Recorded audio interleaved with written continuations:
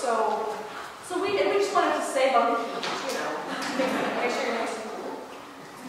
My name is Holly Anderson. I'm the president of the Meadowlark Arts Council, and on behalf of the Meadowlark Arts Council, we want to welcome you for coming tonight. Did everyone get a fan? Does anybody didn't have one? Okay. Because we want to make sure that you are plenty comfortable. The upcoming Meadowlark Arts Council events, on August 6th, we're going to have a cooking class. It's going to be grilled pizza. We're looking forward to that.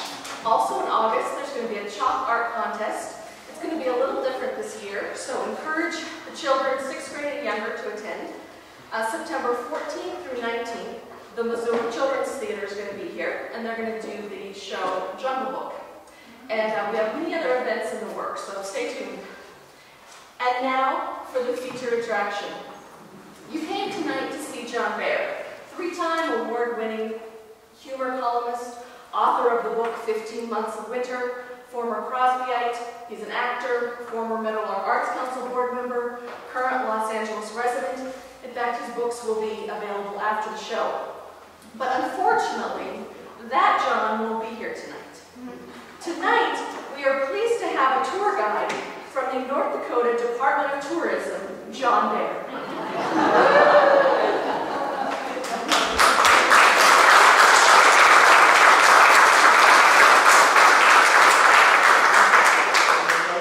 Step this way, our tour continues.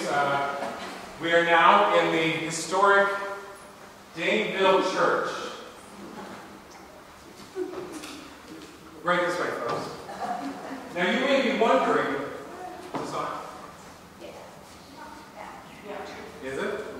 Can you hear it?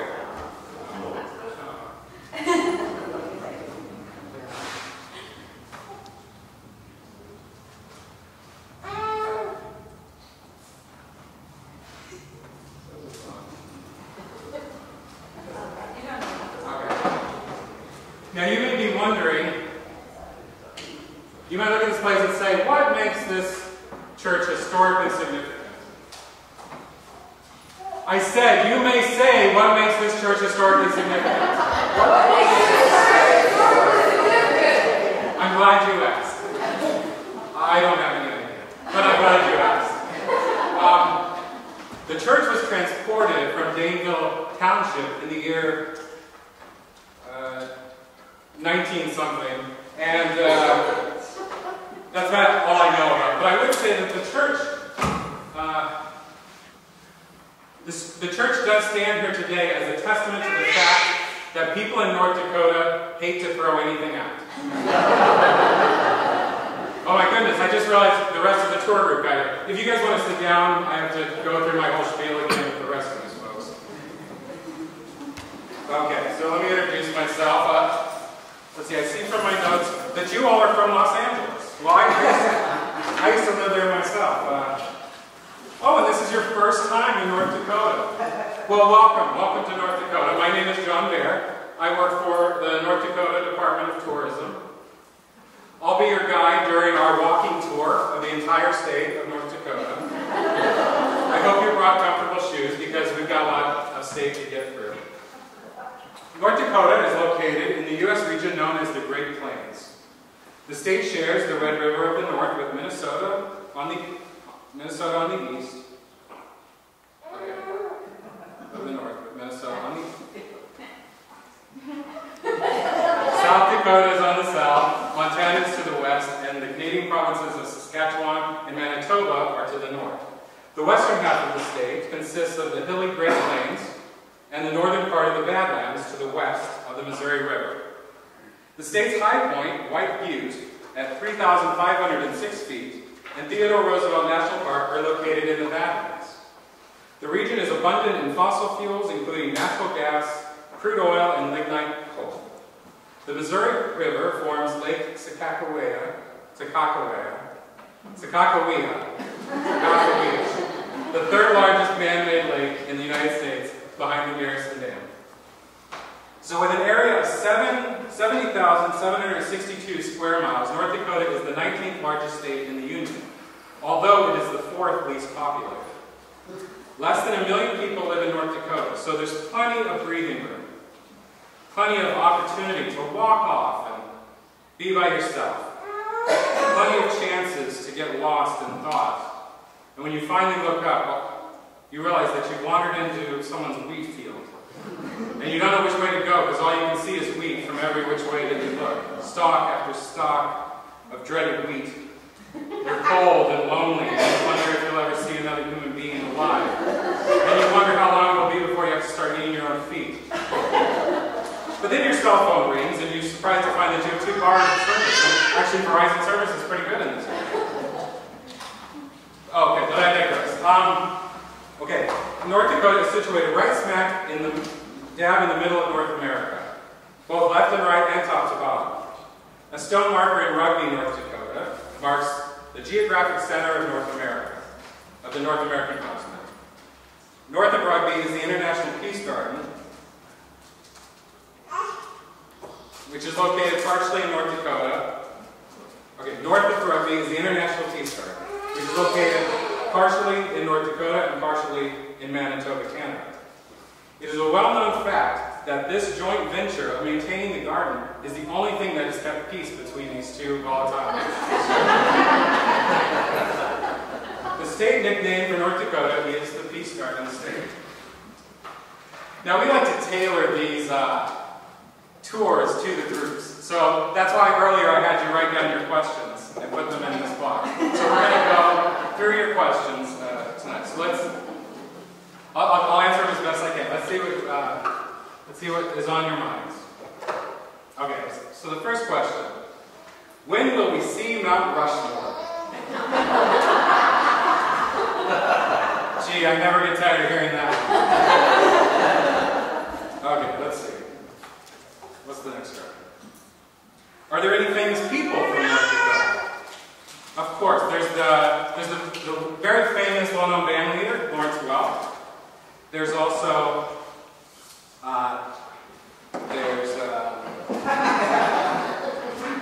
one of the kids from that Twilight movie. He's from North Dakota. And there are probably many other people as well. Next card. How long have you lived in North Dakota? Well, that's a little tricky. See, I was living in Los Angeles, and then I moved to North Dakota in 2012. I lived here for a little over a year, and then I moved back to Los Angeles.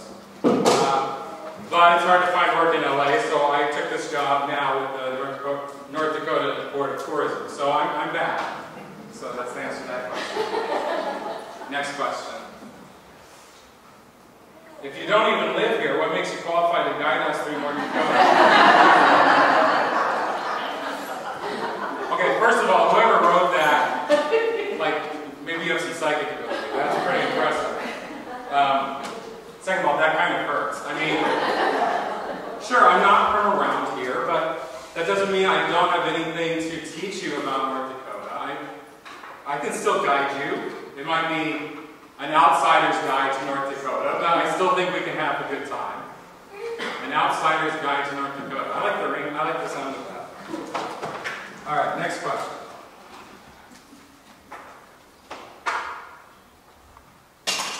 Seriously, though, aren't there any North Dakota natives who could give us this tour?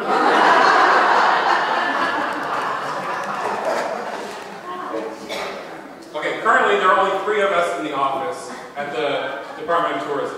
Me, Mabel, and Arnaldo. Arnaldo is from Brazil originally.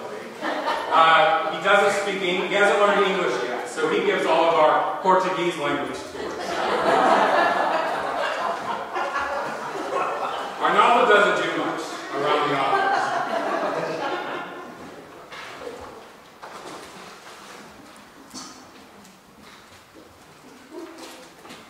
Mabel's the closest thing we have to a native. She moved here, she was born in Chicago, but her family moved here to Mandan when she was 6 months old.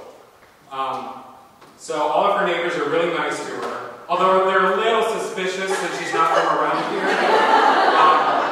But still, they're very nice. I mean, almost all of them came to her 90th birthday party last year. And I'm guessing that in another 90 years, they won't even remember she's a foreigner. So,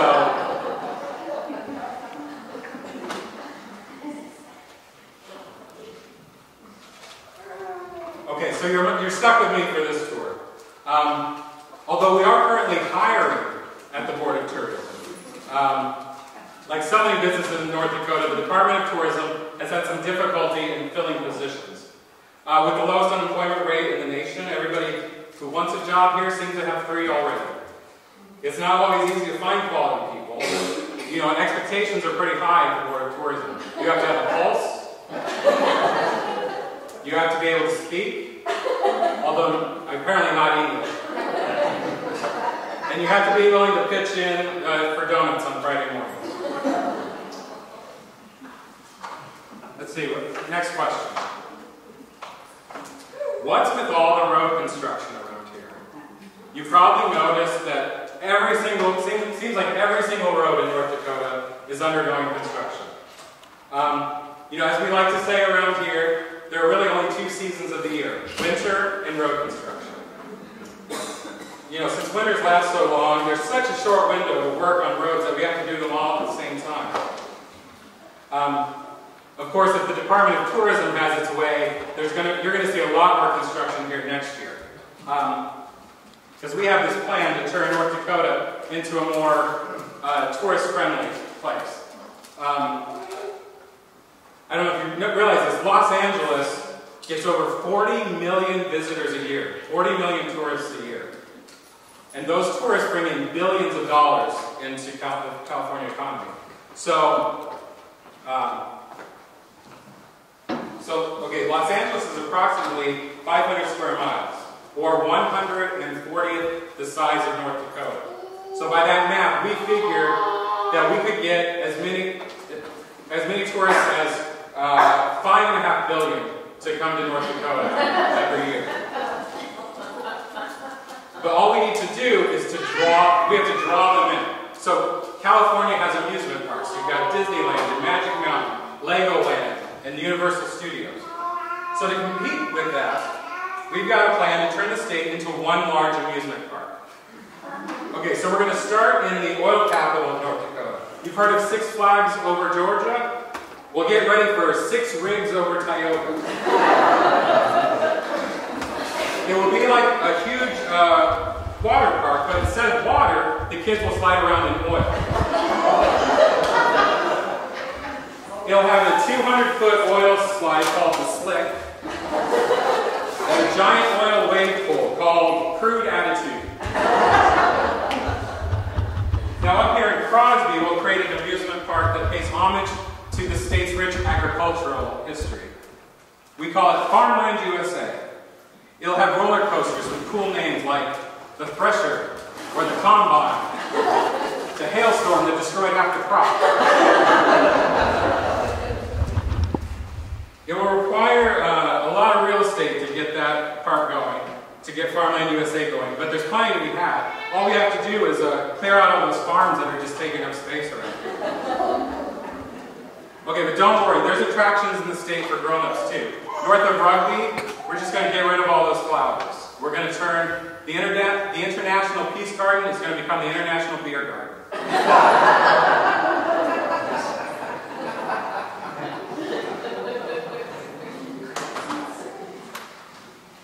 The problem, of course, is that people only go to amusement parks when it's warm. So in North Dakota, what do you do the other 10 months of the year? That's easy. Frozen Village. Disney's Frozen is the highest grossing animated movie of all time. So we'll just cash in on that by changing the name of the state to Frozen Dakota.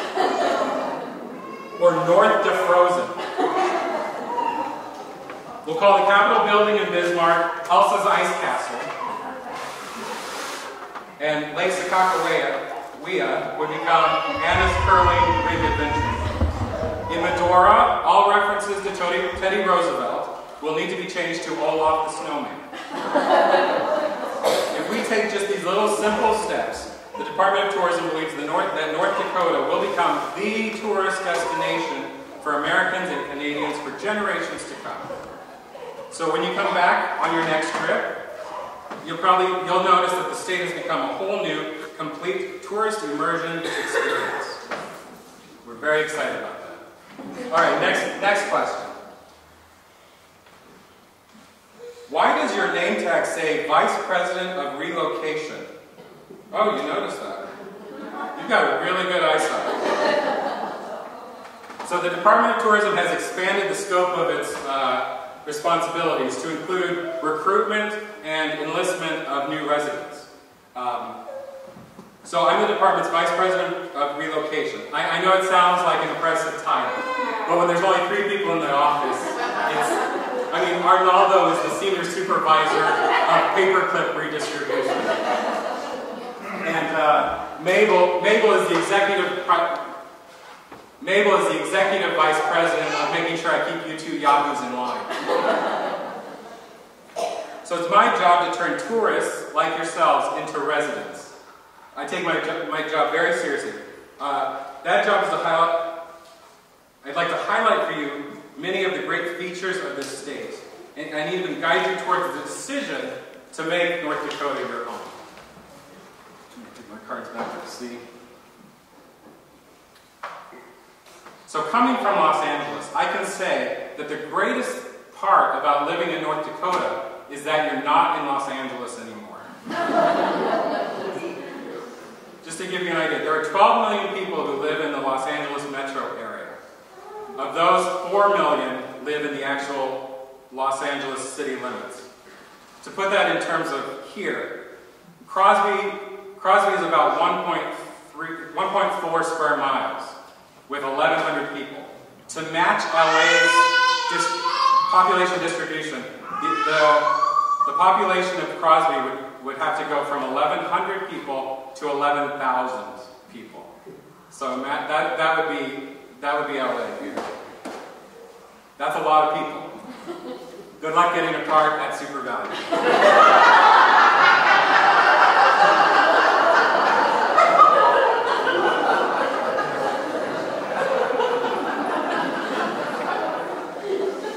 Having so many people in LA makes getting around difficult. You know, when someone asks how far something is, you don't tell them in terms of miles, you tell them in terms of time. Like, oh, Disneyland, that's 40 minutes away, or 2.5 hours if there's traffic. You know, Steve Martin had a movie back in the 90s called LA Story, and there's a scene in which he's going to go visit his friend. So he gets, oh wait, I gotta say something before I say that. So not only is there 10 people, but they drive everywhere. In this movie, LA Story, there's a scene where Steve Martin is going to go visit his friend. So he gets out of his house, he goes down to his car that's on the street, he gets in it, he drives 20 feet to the next door neighbor's house, gets out of his car, and then walks over to their house, because that's where his friend lives. And it's a joke, and no one in LA would ever do that, because it's completely unbelievable. And the part that's unbelievable about it is, there's no way that you could find 2 parking spaces in LA. There are 12 million people in LA, and there are 4 parking spaces. Finding a parking space is a hunting expedition. You know, if I were to remake LA Story, Steve Martin would get into his car, he'd drive around for 30 minutes until he found a parking space, and then he'd have to walk back 3 miles to where his friend lives. Because in LA, when you find a parking space, you take it, regardless of how far away it is. That's not the way it is in North Dakota. I was reminded of that last summer. I was driving with a friend to the house that I was staying in while I was in town, and we turn onto the street, and the house that I'm staying in is on the left. Well, we're coming this way. So I just pulled over to the right and parked. And my friend turned to me and said, "Is this where you're parking?" The house is right across the street. But in her mind, the house doesn't just, your property isn't just the house and the land, it's the street in front of it. So everyone was going to look at this vehicle and think, why is someone visiting so-and-so? And so-and-so is going to look out the window and go, who's visiting me? So instead I have to do a 3-point U-turn so that I can get onto the correct side of the street in front of the house that I was actually staying in. Very different than LA. But really, overpopulation isn't the biggest problem in LA. It isn't that there's 12 million people. It's that there's 12 million individuals. Everybody in LA is overly focused on individuality, non-conformity, self-expression.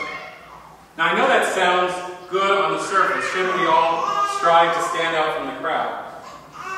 But you wouldn't say that if you shared a bus seat with a 60-year-old man sporting a 2-foot-long gray beard, an orange blazer, and green paisley stretch pants. You know, as we've been walking through neighborhoods on this tour, I'm sure you've noticed that pretty much every house looks similar. They're all very well taken care of, and they're all very modest. There's nothing too flashy. And so from the outside, you can't really tell. You know, this family may be just struggling to pay the mortgage, while the person next door, she's a millionaire. But you wouldn't know it from the outside of their house, because they're in a community.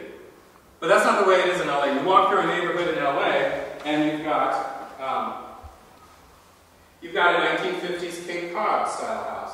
And then next door is a 3-story log cabin. And then beside that is a flat roofed white Art Deco building, next to a traditional craftsman home painted pink and green for some reason. It doesn't look like the neighborhood was designed by individuals, it looks like it was designed by schizophrenics. Alright, next question. I don't think I could survive a North Dakota winter. That's not a question.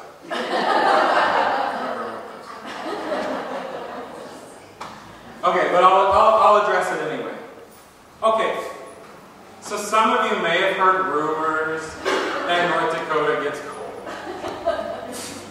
I mean, sure, maybe, depending on what you're used to. I mean, what's cold to one person may not be cold to another. I mean, in Los Angeles, we're so used to temps in the 80s that when it dips below 75 degrees, some people start pulling out the light jacket. I mean, is 70 degrees cold? I mean, you might not think so, but they obviously do. It's the same here in North Dakota. I mean, we're used to a certain temp, so when it dips down to, say, the negative numbers, maybe you start to feel it. But is negative 20 with a wind chill factor of negative 50 really cold? Maybe to some people. You know, but with colder temperatures, you get snow. And that's something you're never going to get in Los Angeles. You know, when we get our first beautiful blanket of snow in mid-September, the entire state becomes a winter wonderland. It's absolutely gorgeous. And it's going to continue to be absolutely gorgeous in October, in November, in December, in January, in February, in March, in April,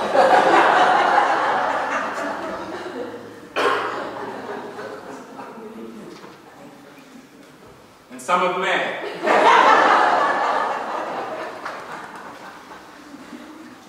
It's a truly magical experience, unless you have to go outside at any point. Then life becomes a never-ending ordeal. I'm sorry, that's not very salesman-like talk. In the winter in North Dakota, even the simplest task becomes a valuable opportunity to test your mettle as an overcomer. Yeah, that sounds right. I mean, let's take a simple trip to the grocery store. This is what you can expect. So it's January 20th, so there's 2 feet of snow on the ground. The temperature outside is negative 14 with the wind blowing at 23 miles per hour. So you leave your house, you'll have to bundle up. So first you put on your long underwear, then you put on your shirt and your pants, then a sweater, then a light jacket, then your winter coat, then your other winter coat. The process takes about 20 to 30 minutes. If you want to know if you're ready, just turn to the mirror. If you look like the Michelin Man, you're ready to go. Unfortunately, your car's not ready to go.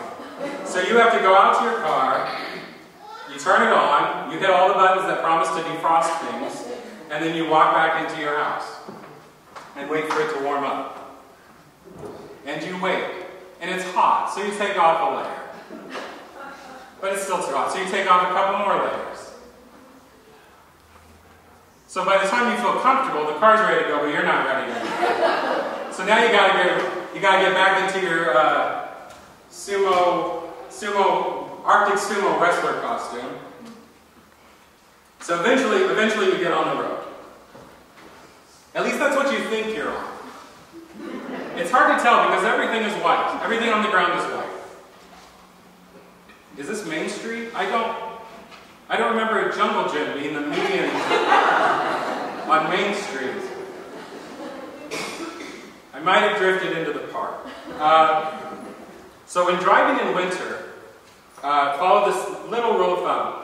If it's soft and nice, it's snow.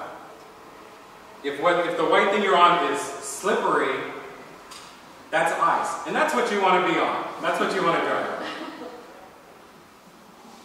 So going 5 miles an hour, you'll slip and slide your way to the grocery store. Of course, to add to the terror, the natives will whiz by you at 60 miles per hour. You'll pull into the parking lot. Of course, because of the snow, no one knows where the parking spaces are anymore. So one car's like this, and then one car's like this, one car's over here like this. It's like the worst game of Tetris ever. You'll fall a few times walking from the parking lot to the store, but that's okay, because only everyone you know in town has seen it happen. Finally, you get inside and start shopping. It's nice and warm inside. Soon it's too warm. But you remind yourself that this is a public place, and so you resist the urge to strip down. Aside from the sweat rolling from your eyes, your time in the store goes by without incident. Then the bagger asks if you'd like help getting your groceries to the car. You dismiss the idea with a laugh. You can handle it just fine, thank you very much. So you load the bags into your arms and head for the door. Snow. You forgot about the snow. Why did you think you could carry these bags the whole 20 feet to your car? You must be delirious from the heat. Fortunately, you're luckier on the walk back to the car. You only fall down once. Although it's a pretty hard fall. Luckily, you had the eggs to break it. So you get back into your car, you begin the 5-mile trip, slip and slide trip back to your house. When you finally make it home, you're exhausted, but you also feel elated, this sense of accomplishment. Filled with an incredible sense of pride and a job well done. And when your spouse sees you, they're overjoyed, a little teary-eyed. They say, "Thank God you're all right. When you didn't come home last night, I started to worry."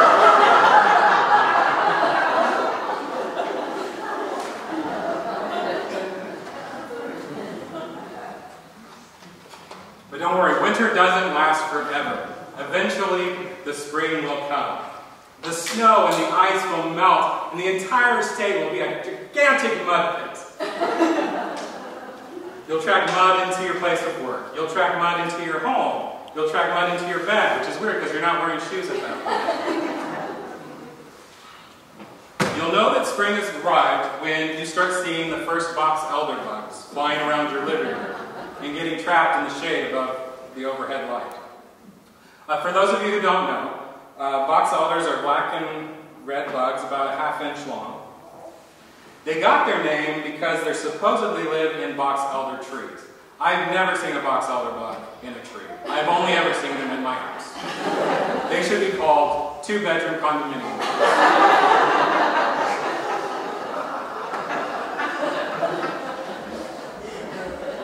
But then the spring will give way to summer.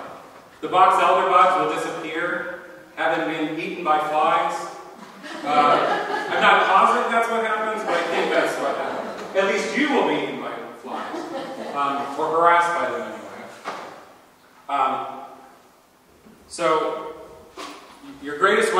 summer is the fly swatter. You will have fly swatters everywhere. You'll have them in your home, in your car, you'll carry them around with you. And that sounds inconvenient, but the thing is you can make them into a fashion statement.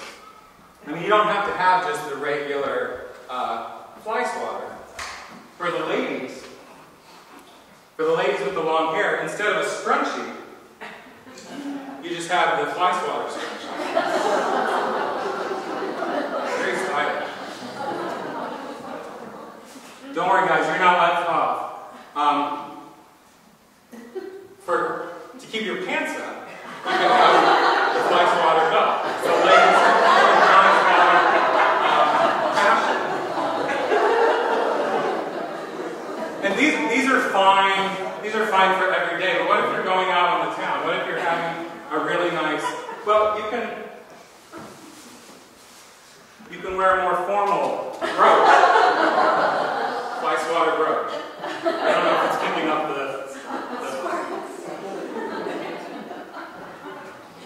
if there was light and you could see it, it would be.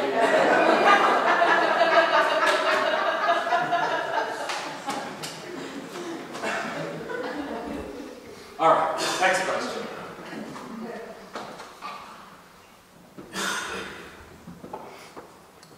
Okay then, what kind of things can I expect if I were to move to North Dakota? That is a great question. The Office of Relocation is committed to making the transition to your new life as a North Dakota resident as smooth as possible. So we've actually put together this brochure for people who've decided to move to the state. It's called Oofda, What Have I Got Myself Into?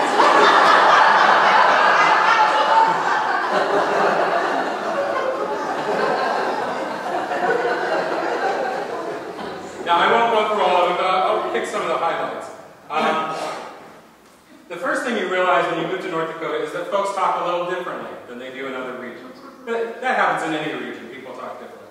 So we found it helps to kind of familiarize you with some of those differences before you move here. So one thing you need to know is North Dakotans like to shorten words. So if you were going to Minneapolis, you were going to Minnesota, you might say, we're traveling to Minneapolis, St. Paul. Or you might shorten it to say, we're going to the Twin Cities. If you're in North Dakota, you say, we're going to the cities. Like you just dropped the twin. The word agriculture gets shortened to ag. This is going to be a long one. I better get through. So agriculture gets shortened to ag. I'd never heard that before I moved here. And as you imagine, living in a farming community like this, you hear the word a lot. And so not being familiar with this phrase, I thought people were saying egg, like in scrambled.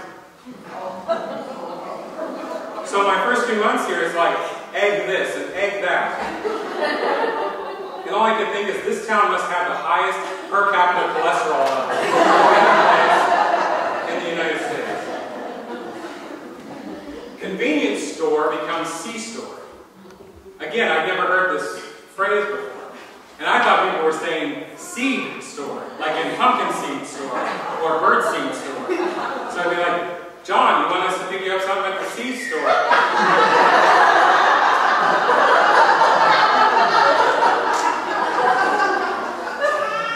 No, that's fine. Since my parakeets died, I don't buy much seeds. Thank you.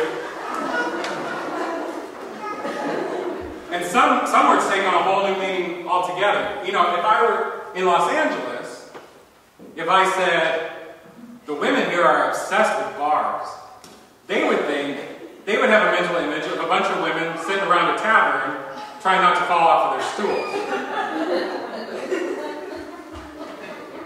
But when I say bars in North Dakota, I'm referring to the kind that you make.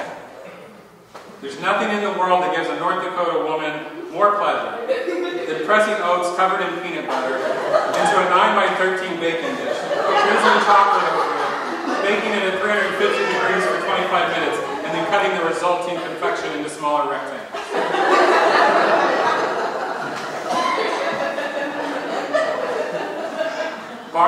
official handheld rectangular dessert of the Midwest.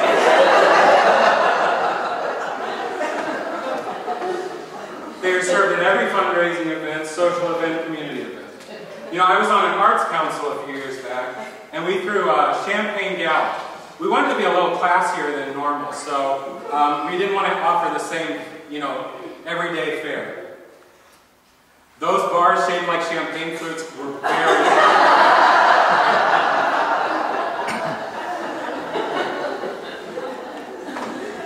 Soda we call pop.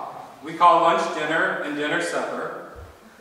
The native woman who assisted Lewis and Clark on their expedition, we call Sakakawea, not Sacagawea, like the rest of the world.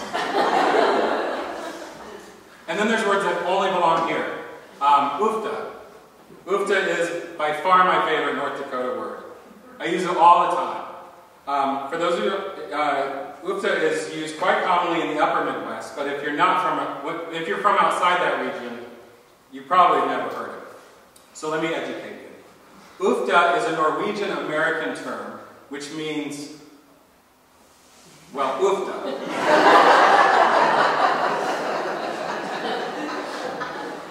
It's hard to explain exactly what it means. So if it's winter and you slip on the ice, but you stop yourself from falling, you go, ufta! Meaning, that was a close one.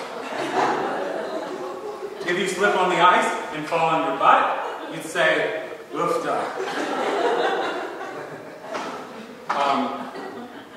Which means, well, I've gone and done it now.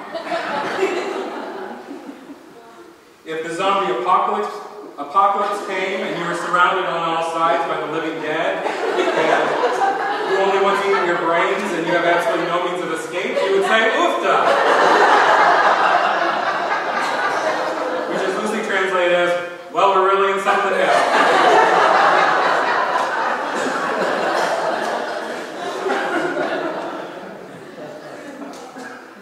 Ufta is the word that you say when you just can't say anything else. It's the Scandinavian equivalent of the Yiddish phrase, oy vey. But it's interesting, ufta can easily be misunderstood by outsiders who don't understand its proper use. There's actually an episode of the 1980s sitcom Golden Girls, where Rose is visited by 3 men from her hometown of St. Olaf, Minnesota, and they congratulate her on being the town's Woman of the Year. So at one point they raise their glasses to her and say, ufta! Whoever wrote that didn't do their homework.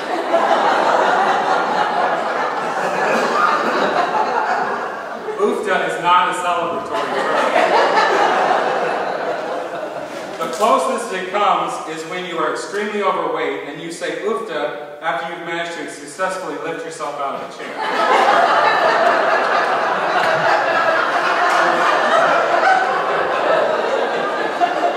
That's it.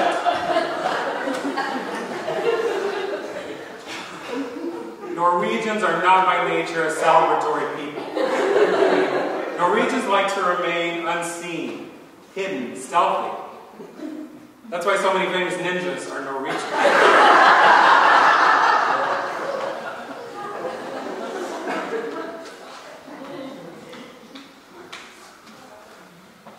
You know, beyond words, there are other differences and peculiarities.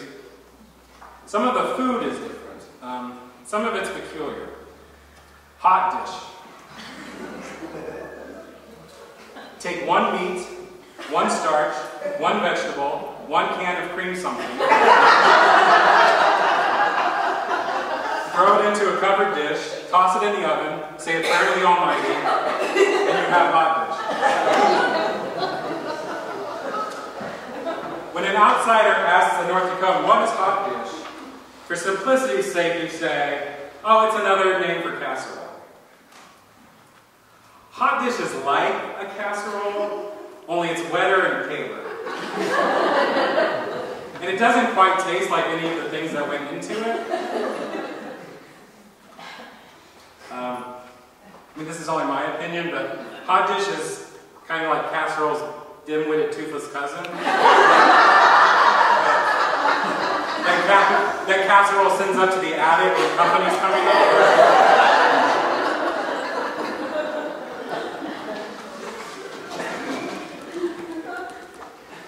Lutefisk. Lutefisk is a stinky, gelatinous mountain that was once fish. Lutefisk is a Norwegian delicacy. And by delicacy, I mean there isn't enough money on the planet to pay someone to eat it regularly. As a general rule, everybody hates lutefisk, but they eat it out of a sense of obligation, out of tradition. Now there is a small minority of people who like lutefisk, and even they hate it.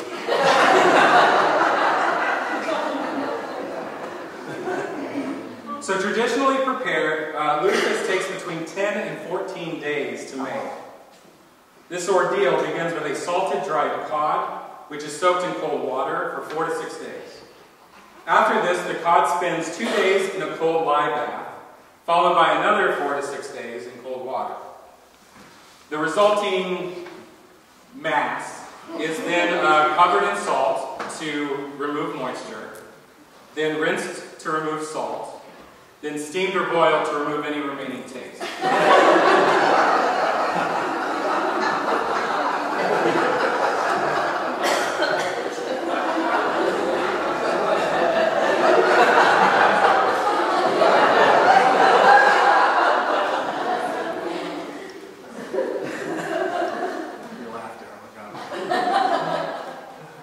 The fact that this process is ever undertaken at all, and that the finished product is ever consumed, is proof that Norwegians have a great sense of humor. Lutefisk is generally eaten once a year around Christmas time. What better way to celebrate the Savior's birth than with stomach cramps? I actually think it would be more appropriate to celebrate it on Good Friday. You know, so that we can share in Christ's suffering.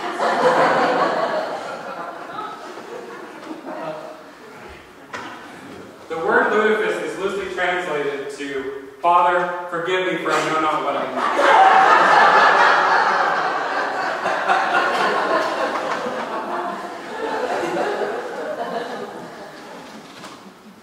do. Okay, so, but the Norwegians make up for it with their desserts.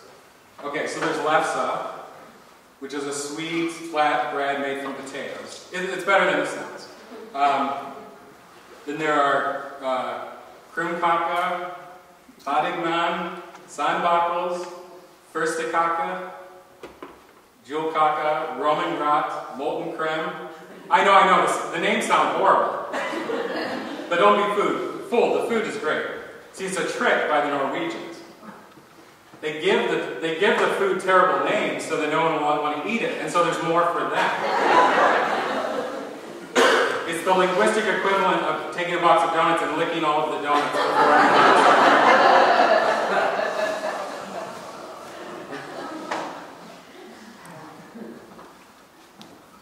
But don't worry, you're not going to starve.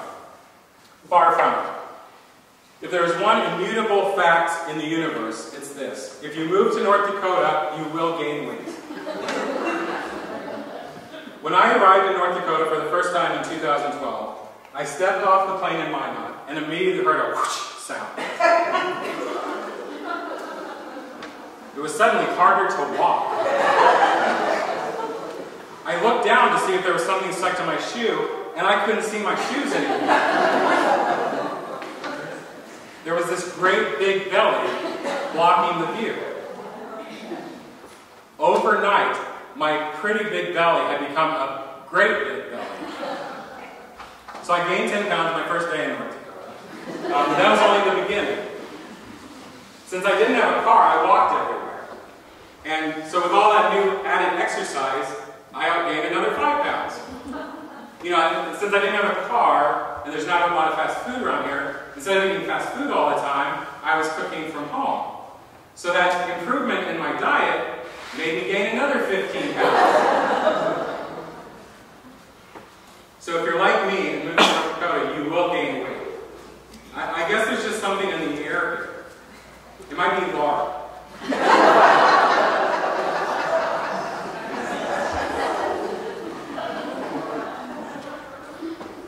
Okay, so let's talk about the people of North Dakota. Very nice people. But they expect you to remember their name.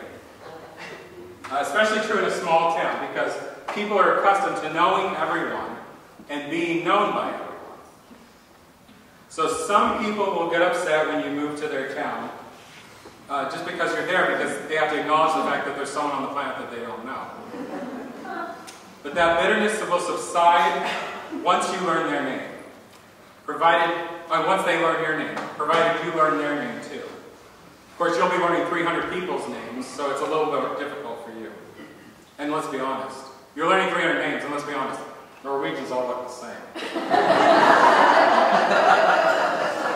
And the names are so complicated. One time I'm at the office. Mabel left a note on my desk that someone had called. So I asked her, I said, did this Bill Knudsen want me to call him back? I'd never seen Mabel laugh so hard. Even Arnaldo was chuckling. When she finally stopped laughing, Mabel was like, it's not Bill Knudsen, it's Bill Knudsen. That's an honest mistake. I mean, I did pretty well in school, and I learned if there's a K in at the beginning of a word, the K is silent. But apparently that isn't the case in North Dakota. Who knew?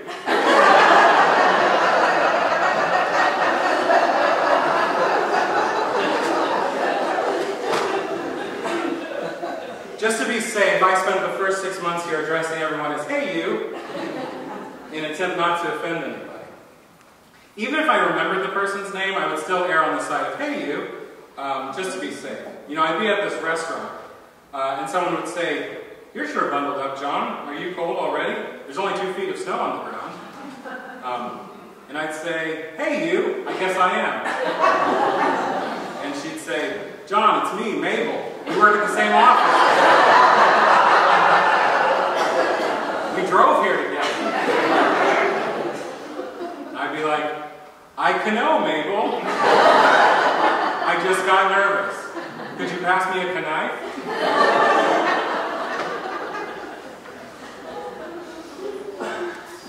It's even more difficult in a small town because you not only have to learn the first name, you're expected to learn the last name too. So, I mean, I can't just say that I saw Eunice at the store. I had to say I saw Eunice Haug at the store. Or Eunice Haugen. Or maybe it was Eunice Haugen. Or Haugen. It's not like that in other places. I mean, I don't refer to my friends in Los Angeles as Joe Smith and Tammy Jones. Mostly because I don't have friends in LA. But if I did, I'd just call them Joe and Tammy. And that would be okay.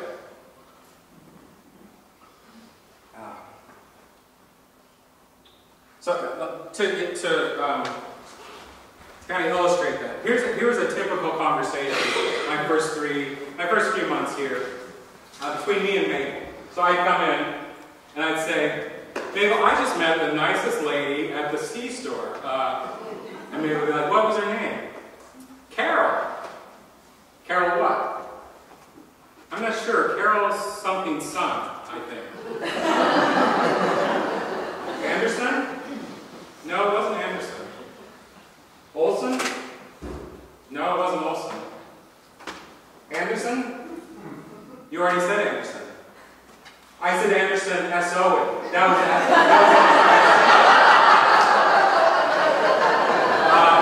no, it wasn't Anderson.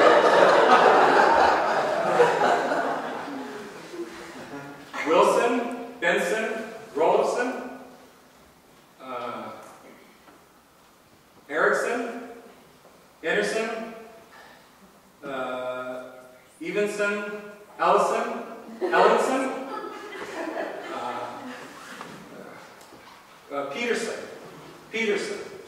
Peterson.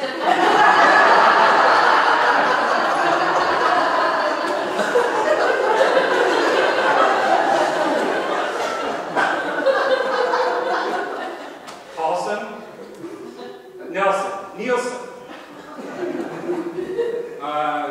Swanson, Swinson, Stenson, Sorensen, Simonson, Singleton, Simonson,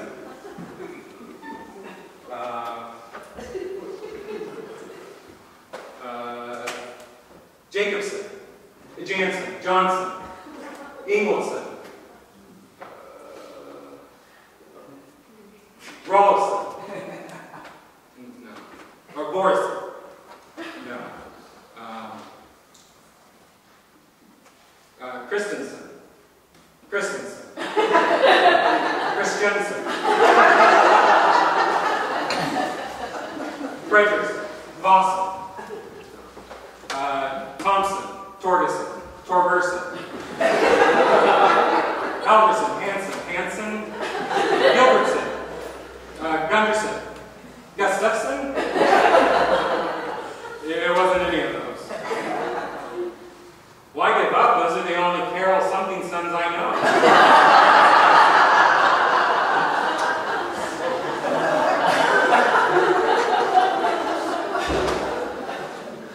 You know, now that I think about it, her first name might have been Kathy.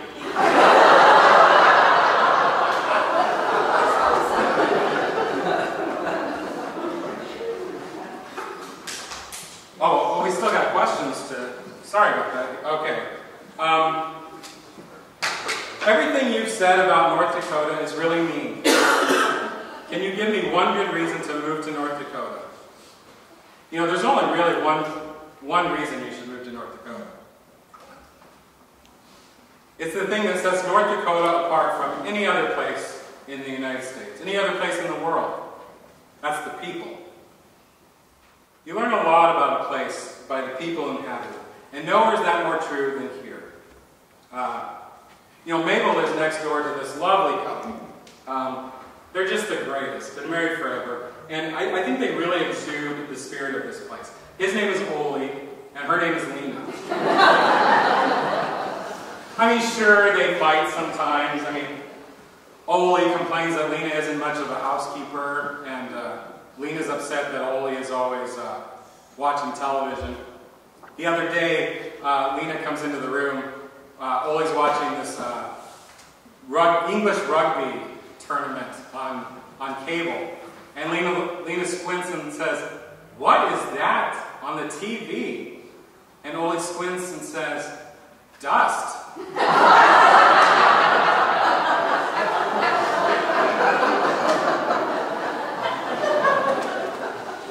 Ole just can't win with Lena sometimes. Like when Lena begged Ole to give her a hint about what her next birthday present was going to be. And Ole said, "Okay, it's shiny, and it goes from 0 to 180 in 5 seconds. You've never seen a woman so disappointed to open a bathroom scale."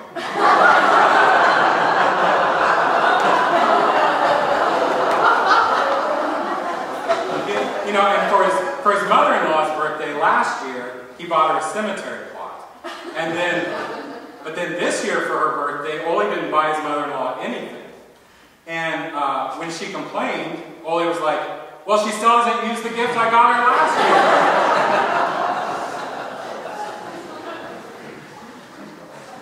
You know, when it comes down to it, you know, I guess Ole's not the most sensitive type, but he does try. I mean, there was the time they were home and Lena was looking in the mirror and she was just not happy with what she was seeing. She was on the verge of tears. She was like, I'm ugly, I'm fat, I'm old." You know, as dense as he is, Ole could sense that she needed a compliment in that moment. So he gets up, he goes over to her and he says, "Your eyesight is darn near perfect."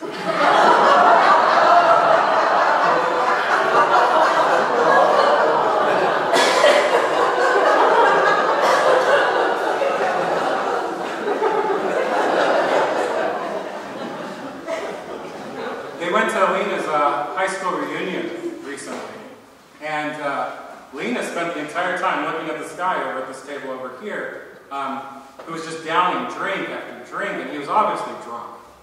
And Ole noticed Lena looking at him, and he said, "Do you know that guy?" And she said, "Yeah, we used to date back in high school. And I heard that as soon as we broke up, he took to drinking. He hasn't been sober since." And Ole said, "Oofda. Who'd think that a man could go on celebrating for that long?"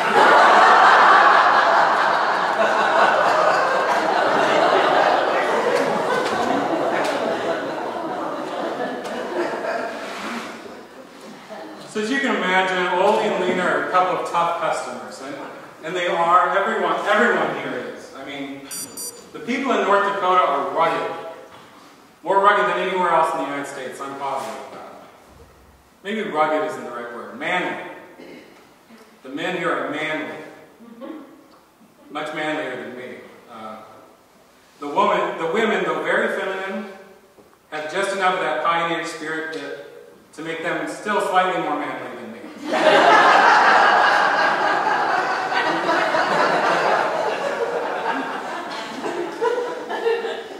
The other night, I had dinner with a group of natives. The 5 other people at the table got into a discussion about the proper way to remove a tick from your body. Okay, the mere fact that we're talking about this over the dinner table is proof that North Dakotans are more rugged than I am. Okay, so I'm not outdoorsy. I've never had to remove a tick from my body. But if a tick did get burrowed into my skin, I would have it removed by driving to the doctor. As soon as I gained consciousness. So at the dinner, someone pulled out their keys. On the keychain was something that slightly looked like a bottle opener, but it was a device to remove ticks. You know, if that's not manly enough for you, I learned that you can light a match and put it near the tick. The smoke is supposed to be effective in suffocating the tick, forcing it to let go of you. If you're even more manly than that, you can just pull it off with your bare hands. Now I suggested, this is it's a much less manly approach, but it's still a very effective method. It's where you vow to never go near an animal or step outside ever again.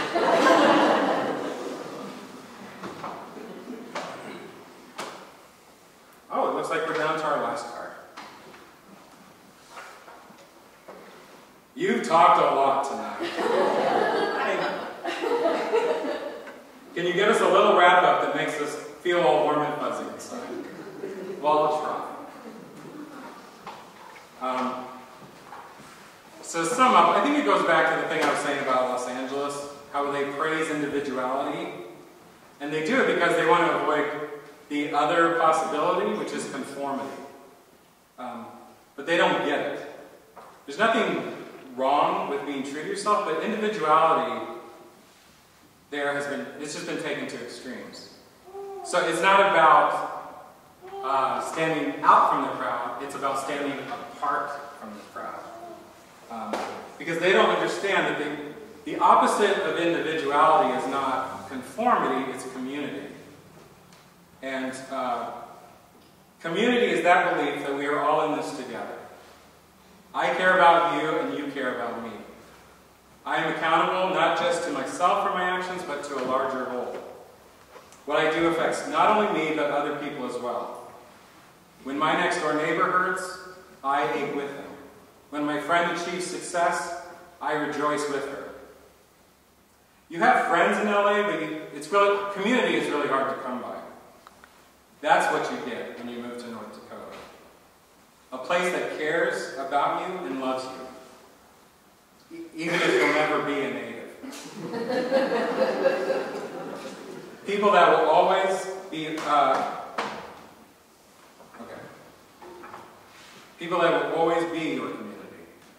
Even if you do something stupid, I don't know, like move back to Los Angeles. The friends and community you have in North Dakota will always have your back. And will always welcome you back.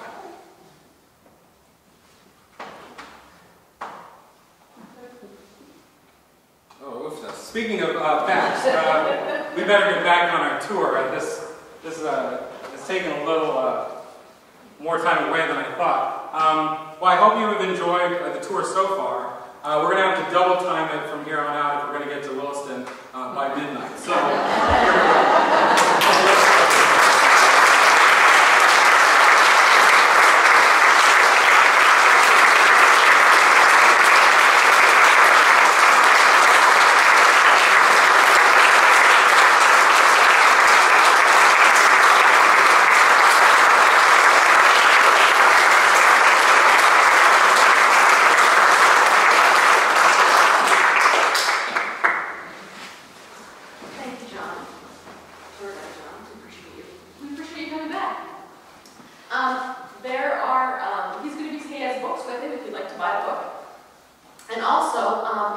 want a copy of this video, you can buy one, and they're going to be $20, and then the shipping is free. There is a sign up in the back to write your name and your address, and then Stephen Jacobson is the one who is responsible for that.